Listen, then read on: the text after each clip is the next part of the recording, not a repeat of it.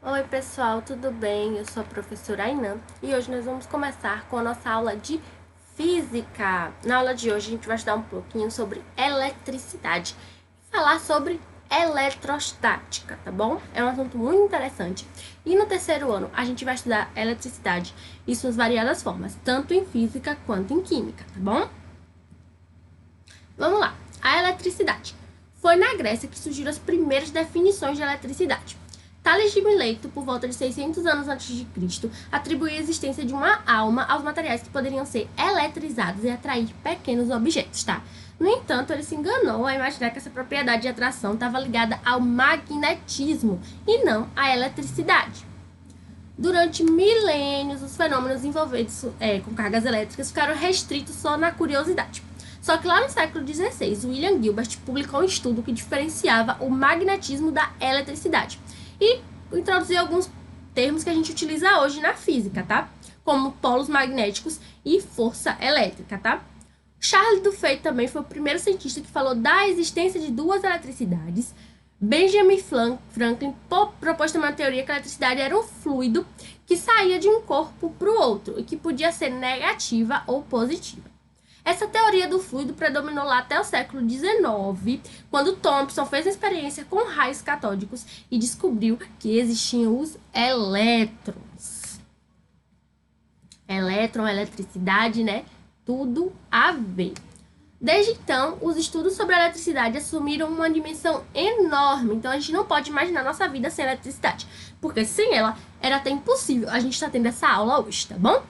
O estudo da eletricidade se dividiu em três grandes partes: a eletrostática, a eletrodinâmica e o eletromagnetismo. Não se preocupe, a gente vai estudar todos. Vamos lá, matéria e carga elétrica.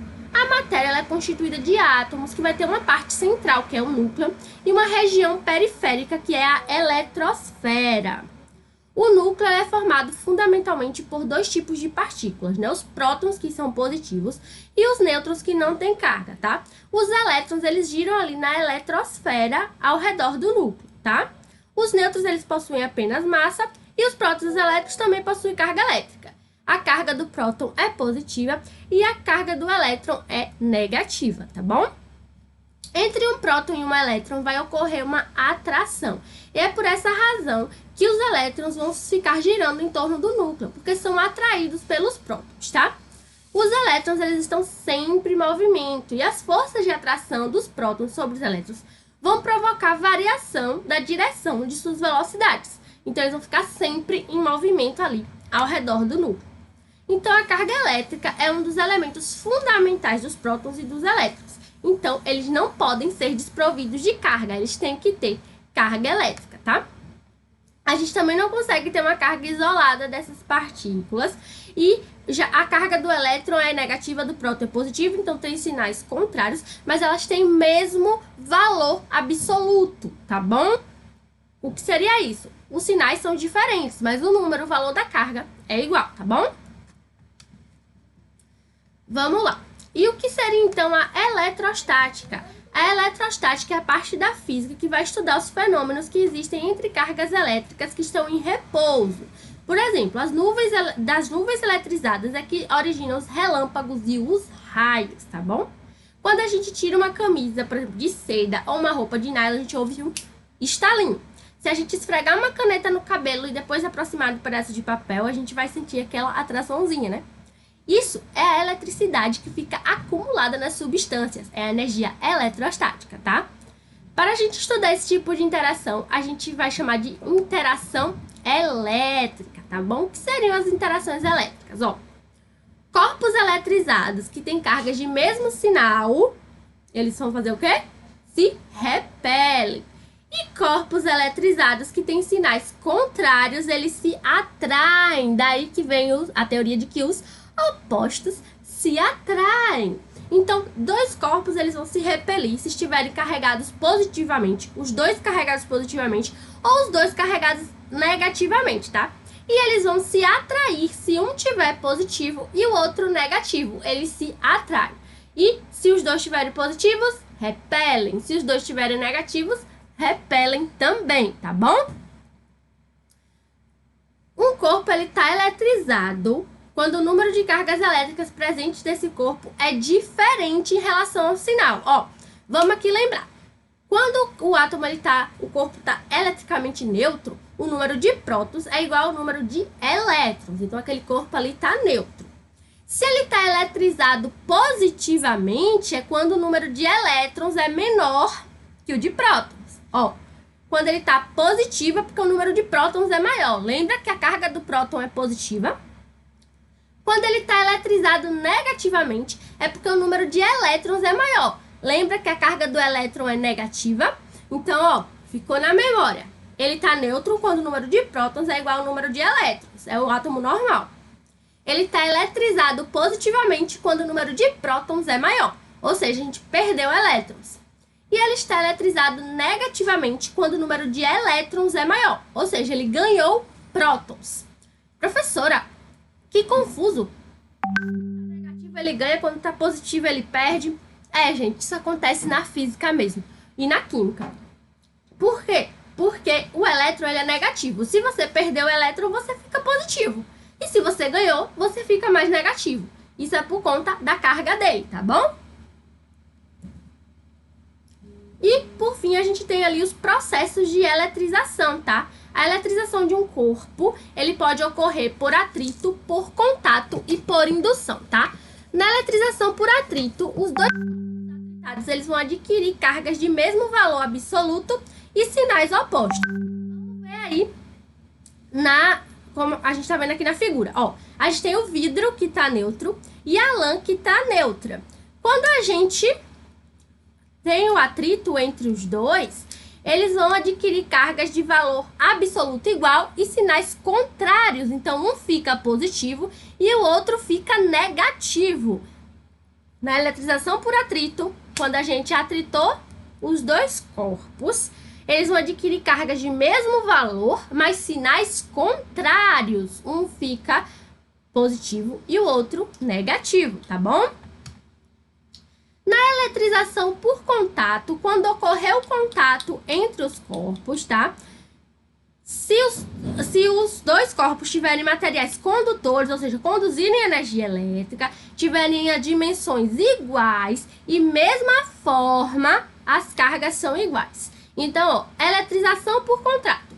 O primeiro corpo tá ali tranquilozinho, neutro. Aí vem o outro corpo ali carregado, vamos supor, negativamente. Ele tá aqui, ó, carregado negativamente. Esse aqui tá tranquilão, na dele lá, neutro. Se a gente faz o contato entre eles, esse aqui que tava neutro vai ser carregado eletricamente, negativamente, por esse aqui que já estava negativo antes, tá? Então, na eletrização por contato, os corpos vão adquirir cargas iguais. No atrito, cargas diferentes. No contato, cargas iguais, beleza? E na eletrização por indução, a gente vai separar as cargas de um condutor que estava ali neutro e quando na presença de um corpo eletrizado, que é chamado de indutor. Então, ó, esse aqui tá neutro, né? Tranquilão na dele. E vem aqui um indutor eletrizado, vamos supor que ele tá eletrizado, chega aqui, tocou nele, vai ocorrer uma divisão de cargas, tá? E aí o que vai acontecer? Um vai ficar positivo, aquele que estava neutro, e o outro negativo, tá bom, pessoal? Então, na eletrização por indução, também os sinais são contrários, tá bom? E as cargas também são contrárias. Tranquilo? A gente viu as três formas de eletrização: por atrito, por contato e por indução, tá bom? São as três principais formas. E para terminar nossa aula, vamos saber aqui como é que é as diferenças e como se origina o raio, o relâmpago e o trovão, tá bom? O raio, ele é muito perigoso, mas quando a gente conhece ele, a gente consegue evitar os acidentes, tá? Os raios são produzidos por descargas elétricas bem violentas entre uma nuvem que tá ali carregada de eletricidade e a Terra, tá bom? O relâmpago vai ser uma descarga semelhante, só que entre duas nuvens que estão carregadas com eletricidades diferentes, tá? A camada de cargas que é situada na parte inferior da nuvem vai puxar uma carga positiva para a superfície da Terra. Essa carga vai se acumular nos objetos e vai ocorrer um fluxo elétrico entre os dois que vai provocar uma faísca. Essa faísca é o raio que vai originar uma grande quantidade de calor que vai esquentar o ar bruscamente e vai produzir um barulho, que é o trovão, tá? Então, o trovão tem o mesmo mecanismo de estouro que uma bomba. O ar vai se explodir, né? Explodir. Vai se expandir bruscamente e vai produzir o som. Esse som é o trovão, que vocês têm medo, eu não tenho, né? Vamos lá. E o para-raios é o dispositivo que tem a finalidade de quê? Desviar para a Terra essa quantidade de eletricidade que é provocada pelas descargas elétricas, tá?